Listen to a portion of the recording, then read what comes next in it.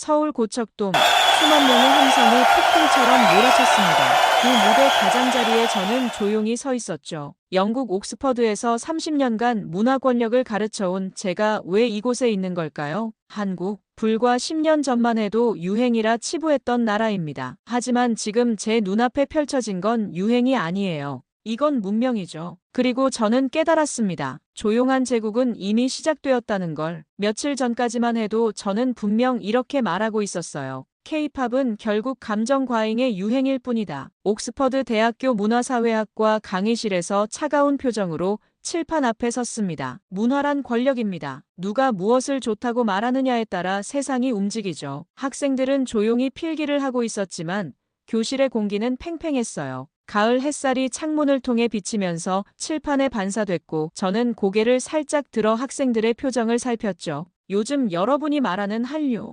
흥미롭지만 본질은 변하지 않았습니다. 소비되는 문화일 뿐 주도하는 문명은 아니에요. 구석에 앉아있던 한국계 유학생 한나가 손을 들었습니다. 한나는 항상 첫 줄에서 세 번째 자리에 앉아 질문을 많이 하는 학생이었어요. 오늘도 어김없이 그녀의 손이 올라갔죠. 교수님, 그렇다면 전 세계 수천만 명이 K-팝과 드라마에 열광하는 건 어떻게 설명하죠? 저는 고개를 돌렸어요. 학생들의 시선이 한나와 저 사이에 긴장처럼 흘렀습니다. 강의실이 갑자기 조용해졌어요. 한나, 마가렛 대처 시대에도 수백만 명이 펑크록에 열광했어요. 하지만 그건 영국 정치를 이끌지 않았죠. 문화는 열광보다 지속이 중요합니다. 그들의 콘텐츠가 과연 20년 뒤에도 남을까요? 한나는 조용히 입을 다물었고 교실에는 정적이 내려앉았습니다. 제 목소리만이 강의실에 울렸어요. 다음 날 저는 옥스퍼드 부총장실에서 전화를 받았습니다. 창밖으로 보이는 고풍스러운 건물들과 잔디밭이 햇빛에 빛나고 있었어요. 엘리자베스,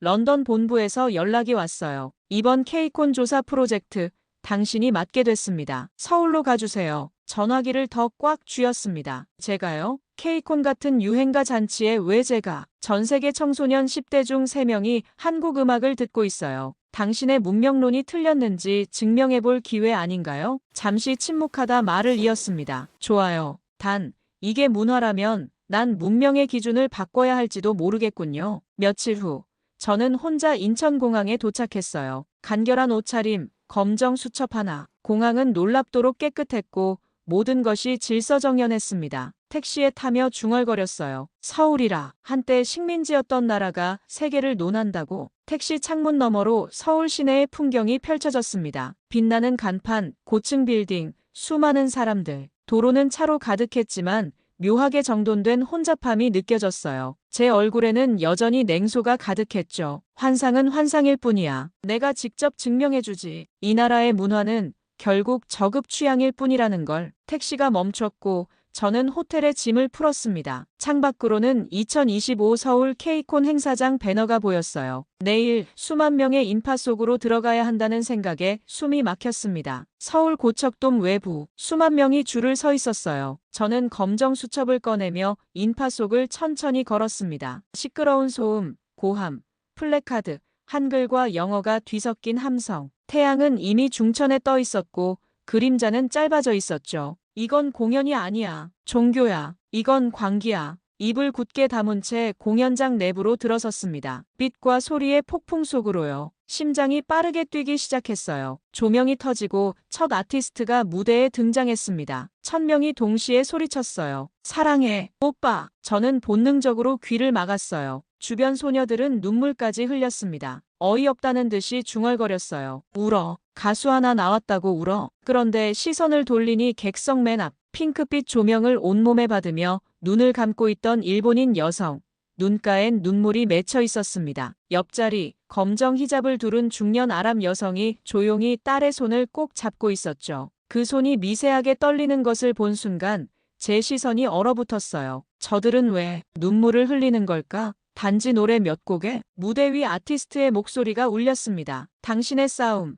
우리가 알고 있습니다. 살아낸 것만으로도 당신은 위대한 사람입니다. 심장이 쿵 내려앉았어요. 그 옆에 영어로 된 플래카드 하나가 제 눈에 들어왔습니다. 이 음악은 내 삶을 구했다. 순간 제 표정이 멈칫했어요. 무슨 말이지? 이건 단순한 팬심이 아닌 것 같았습니다. 그리고 바로 이어지는 무대 위 아티스트의 멘트가 들렸어요. 여러분, 우리 음악은 여러분 덕분에 여기까지 왔습니다. 오늘 무대는 각자의 싸움을 견디고 살아있는 당신에게 드리는 위로입니다. 도무지 예상하지 못한 언어였어요. 가볍고 장난스러울 것이라 생각했던 K-팝 무대는 정제된 한국어와 자막으로 깊은 메시지를 전하고 있었습니다. 입을 꾹 다문 채 그들을 바라봤어요. 이건 단순한 유흥이 아니야. 이건 일종의 정서적 해방. 하지만 그래도 문명은 아닐 거야. 아니야. 콘서트가 끝나고 공연장 밖으로 나왔습니다. 밤 공기가 차가웠지만 관객들의 열기는 여전히 뜨거웠어요. 정리 중인 자원봉사자 무리와 마주쳤고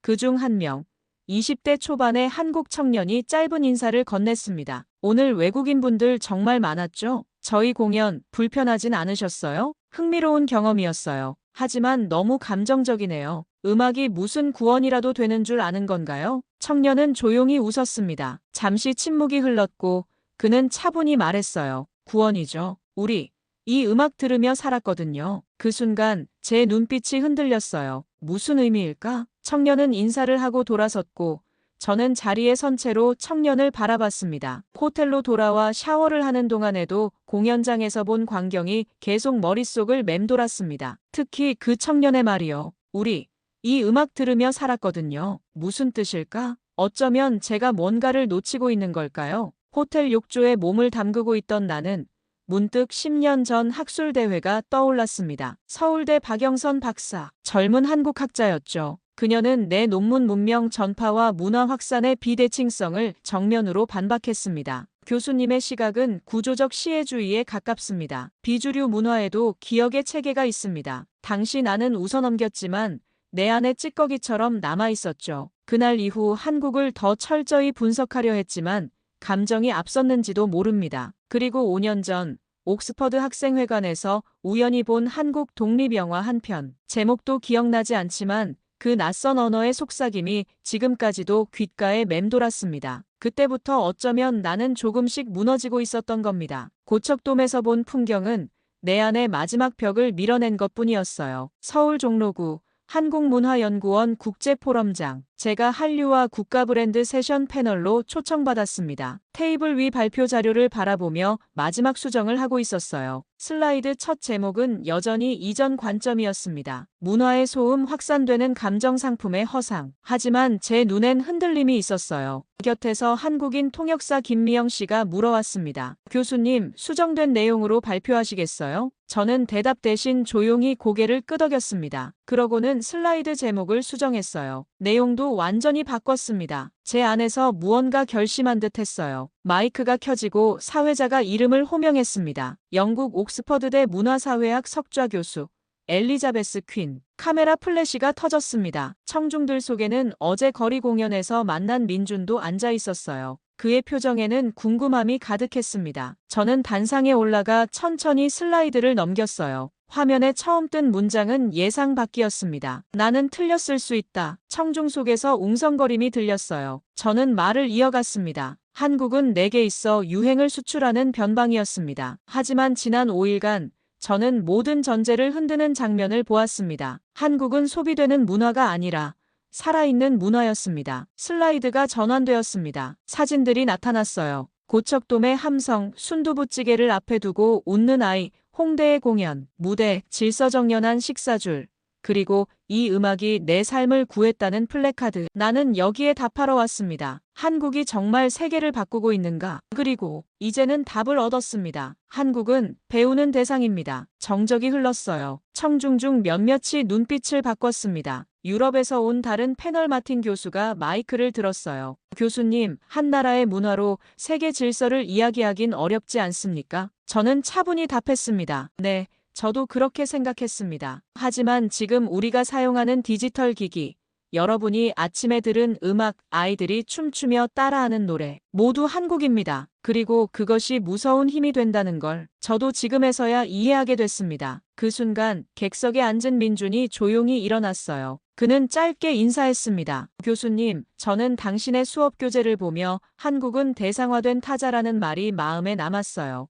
그런데 오늘은 당신이 나도 모르는 나라였다고 말해주셔서 고맙습니다. 저는 말없이 민준을 바라봤어요. 눈이 붉어졌습니다. 제가 그동안 얼마나 무지했는지 깨달았기 때문이었죠. 포럼이 끝나고 경복궁 돌담길을 따라 걷던 오후, 나는 벤치에 앉아 수첩을 정리하고 있었습니다. 바로 옆 스케치북을 들고 무언가를 그리던 청년이 있었어요. 단정한 외모, 조용한 태도, 익숙한 억양이 들렸습니다. 실례합니다. 혹시 교수님이신가요? 고개를 돌리자 청년이 조심스럽게 인사했습니다. 저는 오카다 히로, 일본 교토에서 왔습니다. 한국 전통 건축을 연구 중입니다. 왜 한국인가요? 그는 망설이지 않고 말했습니다. 일본은 잘 만들었지만 한국은 잘 지켰습니다. 건축도 마음도요. 그래서 배우고 싶습니다. 그 순간 나는 조용히 수첩을 덮었습니다. 한때 가르침을 주던 나라에서 온 청년이 지금은 고개를 숙이고 배움을 구하고 있었죠. 나는 속으로 중얼거렸습니다. 진짜 강한 나라는 상대를 무릎 꿇게 하지 않는다. 그저 조용히 고개 숙이게 만든다. 이 나라가 지금 그렇게 하고 있었다. 나는 평가하려 했고 분석하려 했고 지배하려 했다. 그런데 상대가 아니었다. 내가 배워야 했다. 그 밤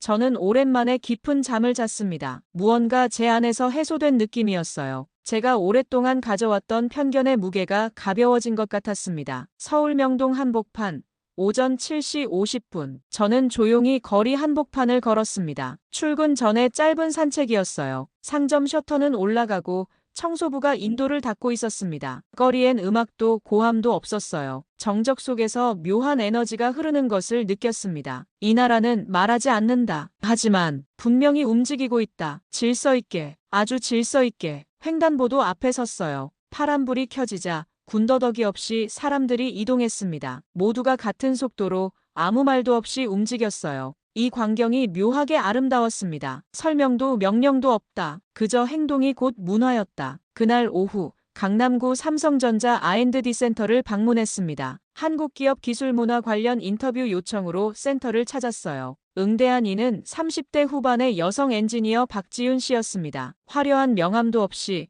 박지윤 씨는 손수 직원 식당으로 저를 안내했어요. 그녀의 말투는 부드러웠지만 확신에 차 있었습니다. 인터뷰는 식사하면서 하시죠. 요즘 저희 점심은 유럽보다 낫다고들 하더라고요. 식당 내부로 들어갔습니다. 질서정연한 줄, 조용한 식사, 깨끗한 퇴식, 군인이 아닌 일반 직장인들이 이렇게 정돈된 모습을 보이다니 놀라웠어요. 군대도 기업도 밥상이 이렇게 조용하다니 무기가 아니군요. 시스템이군요. 박지윤 씨가 고개를 끄덕였습니다. 사람 하나가 가진 힘보다 모두가 움직이는 방식이 훨씬 더 강하잖아요. 한국은 그걸 오래 배웠죠. 점심 후 저는 직원들이 사용하는 회의실 시스템을 직접 체험했어요. 모두 한국 기술로 통합된 회의 번역 보안 플랫폼이었습니다. 눈에 띄게 보이지 않는 효율이 움직이고 있었어요. 자신을 드러내지 않고 정확히 제 할 일을 하는 구조. 한국인의 강점은 침묵의 기술이군요. 그날 저녁 국립중앙박물관을 찾았습니다. 조선 후기의 금속활자 전시를 바라보며 혼잣말을 했어요. 가장 먼저 금속활자를 만든 민족, 전쟁 뒤에 한글을 지켜낸 민족, 그리고 지금은 메모리칩과 OLED로 또 한 번 문자를 기록하는 민족, 어디선가 울려 퍼지는 정악공중음악의 느린 음률이 귓가에 스쳤습니다. 서양은 소리를 울렸고 한국은 침묵을 울렸다. 그날 밤 저는 호텔에서 연구 노트를 펼쳤어요. 타이핑을 멈추고 손으로 직접 적었습니다. 보이지 않는 질서, 말없는 힘. 그게 한국이다. 나는 처음엔 이렇게 썼다. 한국이 멈추자 세계가 멈췄다. 스스로도 과장처럼 느껴졌지만 지금은 확신할 수 있다. 2023년 한국이 반도체 수출을 한 달 멈췄을 때 글로벌 자동차 생산이 11% 줄어들었다. 전기차 배터리, 스마트폰 OLED, 메모리칩. 그 어떤 것도 한국 없이 돌아가지 않았다. 그리고 문화. 전 세계 103개국에서 동시에 스트리밍되는 드라마가 있다면 그건 단순한 유행이 아닌 언어 없는 동시 소통이다. 가장 빠른 인터넷망, 가장 효율적인 물류체계, 그리고 가장 질서 정연한 대중. 이 나라는 멈추지 않는다. 단지 축적하고 쌓고 쌓아 조용하게 움직일 뿐이다. 창밖을 바라보며 생각했습니다. 이 나라의 힘은 설명이 아니라 실행에 있다. 서울 성수동, 북카페. 저는 창가 자리에 앉아 옥스퍼드 국제문화 리포트 초안을 열어봤습니다. 제목은 아직 그대로였어요. K-컬처 확산되는 감정 콘텐츠의 경제화. 저는 한참을 보고 있다가 손으로 머리를 감쌌습니다. 이 제목이 더 이상 맞지 않다는 것을 느꼈어요. 잠시 뒤 한 줄씩 지우기 시작했습니다. 제가 알고 있던 모든 것이 흔들렸으니까요. 이것은 그저 경제 현상이 아니었어. 훨씬 더 깊은 무언가였어. 그날 오후 저는 서울의 국립국악원 청춘국악제에 초대받았습니다. 자리를 지키고 앉은 저의 눈앞에서 20대 국악 청년들이 아리랑을 현대 리듬으로 풀어낸 무대를 선보였어요. 전통과 현대가 완벽하게 어우러진 화음이었습니다. 무대가 끝나자 청중 한 명이 조용히 흐느꼈어요. 지나가던 노인이 중얼거렸습니다. 이건 우리 피에 흐르는 노래지요. 제 눈이 커졌습니다. 갑자기 생각난 듯 노트를 펼쳐 무언가 적었어요. 이 문화는 방출이 아니라 누적이다. 그렇군요. 제가 그동안 놓치고 있었던 핵심은 바로 이것이었습니다. 한국 문화는 유행처럼 확 타올랐다 사라지는 것이 아니라 오랜 시간 쌓아온 것이 때가 되어 꽃을 피운 것이었어요. 마지막 일정으로 강원도의 한 농촌 마을을 방문했습니다. 고령화, 인구 감소 등 한국의 약점을 직접 보기 위해서였어요. 하지만 그 마을에서 본 건 예상과 달랐습니다. 전국 농협과 연결된 유통 시스템, 마을 주민들 스스로 짜놓은 쓰레기 분리제도, 그리고 손주에게 스마트폰으로 김치 담그는 법을 영상통화로 알려주는 할머니. 이것이 제가 낙후된 시골이라고 생각했던 곳의 모습이었어요. 저는 당황했습니다. 여긴 낙후가 아니라 연결된 전통이네. 서울 귀환 후 저는 기자 출신 한국인 지인 이수진 씨와 저녁을 함께 했습니다. 이수진 씨는 물었어요. 이젠 한국 좀 다 보셨나요? 오히려 보면 볼수록 몰랐다는 걸 알게 됐어요. 이 나라를 유행이라고 불렀던 내가 지금은 민망할 정도로. 이수진 씨가 웃었습니다. 많이들 그렇게 시작했어요. 한국은 멋이 아닌 결로 남거든요. 겉보다 안이 오래가는 나라죠. 저는 미소 지었어요. 이수진 씨와 헤어진 후 서울 남구로 시장 골목 끝 허름한 국밥집에 들렀습니다. 누가 안내한 것도 아니었습니다. 그저 냄새를 따라 들어간 곳이었죠. 70대 중반쯤 되어 보이는 사장님이 수건으로 이마를 닦으며 묻더군요. 어디서 오셨어요? 영국입니다. 교수입니다. 교수요? 아따 별거 없어요. 여기선요, 국물이 진하면 장사되는 겁니다. 그 말에 웃음이 났습니다. 그런데 그가 말없이 내준 국밥 한 그릇. 놀라웠습니다. 그 안에 돼지의 뼈, 마늘, 고추, 정성이 고스란히 녹아 있었어요. 나는 물었습니다. 언제부터 이 가게 하셨어요? IMF 때 직장 잃고 시작했죠. 처음엔 아무도 안 왔어요. 근데 버텼어요. 그 말이 묘하게 마음에 박혔습니다. 버텼다. 이 나라는 그렇게 살아왔던 겁니다. 전략이 아닌 근성으로,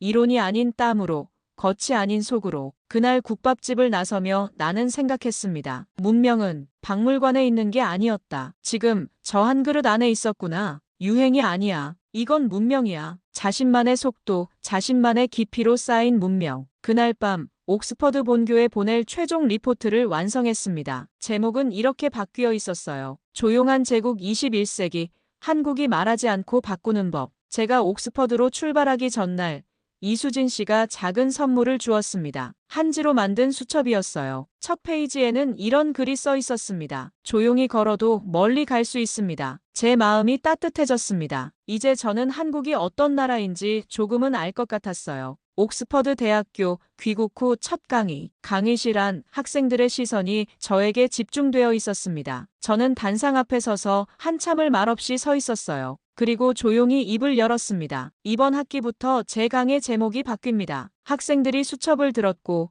저는 칠판에 천천히 적었어요. 21세기 문화권력 영향이 아닌 울림의 시대. 나는 그동안 문화는 지배의 구조라고 가르쳤습니다. 누가 생산하고 누가 수용하느냐의 문제. 그런데 제가 서울에서 배운 건 달랐습니다. 학생들의 표정이 궁금증으로 가득 찼습니다. 학생들의 표정이 궁금증으로 가득 찼습니다. 특히 한나가 눈을 크게 뜨고 있었어요. 문화란 단순히 누가 더 강한가의 문제가 아닙니다. 그것은 얼마나 깊이 사람들의 삶에 뿌리내리는가의 문제죠. 그리고 한국은 그것을 완벽하게 증명했습니다. 강의가 끝나고 한나가 저에게 다가왔어요. 교수님, 정말 놀랐어요. 한국에 다녀오시더니 완전히 다른 사람이 되셨네요. 저는 미소를 지었습니다. 그래, 한나. 넌 맞았어. 나는 틀렸었어. 다음 날 옥스퍼드 리포트 팀 내부 회의가 있었습니다. 제 보고서를 두고 열띤 토론이 벌어졌어요. 한 동료 교수 제임스가 도발적으로 물었습니다. 엘리자베스, 설마 한국을 문화제국이라고 부를 셈이야? 아니요. 제국이 아닙니다. 그들은 말하지 않고 움직이고 외치지 않고 바꾸니까요. 나는 이제 분석자가 아니라 증언자가 되기로 했습니다. 회의장은 조용해졌어요. 저는 태블릿을 꺼내 한국 거리 공연 사진,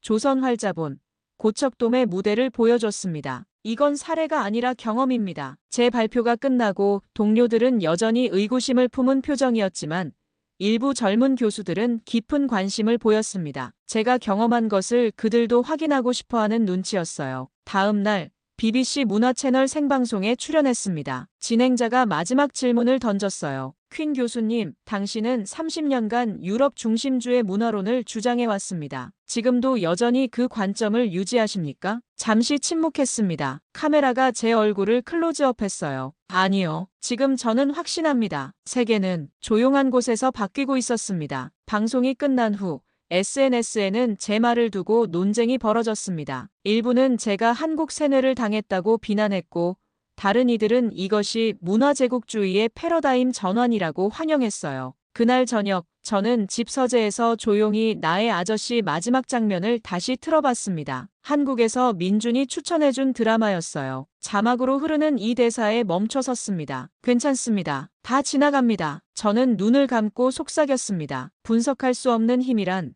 결국 사람이 가진 위로에서 나온다는 것. 나는 이제 안다. 카메라는 제 뒷모습을 따라갔어요. 책장에 꽂힌 새 리포트. 조용한 제국의 제목이 선명히 보였습니다. 나는 이 나라를 설명하려 했고 지금은 그저 조용히 증언하려 한다. 런던 국제문화정상포럼 2025 각국 문화장관과 학자, 예술가들이 모인 자리였습니다. 저는 기조연설자로 단상에 섰어요. 앞을 바라보니 일본 대표 나카지마, 프랑스 문화부 차관, 아랍에미리트 작곡가, 그리고 맨 앞줄엔 통역기를 낀 민준이 앉아 있었습니다. 그가 여기에 있다니 놀라웠어요. 민준은 미소 지으며 저를 향해 고개를 끄덕였습니다. 저도 미소로 화답했어요. 마이크를 잡고 말을 시작했습니다. 몇 년 전, 저는 한국을 하나의 현상으로 바라봤습니다. 그러나 지금 저는 말합니다. 한국은 유행이 아니었습니다. 그건 길이었습니다. 묵묵히 쌓아온 하나의 문명적 방향이었습니다. 청중들이 조용히 집중했어요. 제 목소리는 확신에 차 있었습니다. 문화는 더 이상 지시가 아니라 제안입니다. 설득이 아니라 공명입니다. 그리고 한국은 그 어떤 나라도 흉내낼 수 없는 조용한 제국을 만들었습니다. 무력도 자본도 아닌 사람의 울림으로 움직이는 세상. 저는 이제 그 울림의 증언자가 되기로 했습니다. 연설이 끝나고 큰 박수가 터져나왔습니다. 여러 나라의 대표들이 다가와 질문했고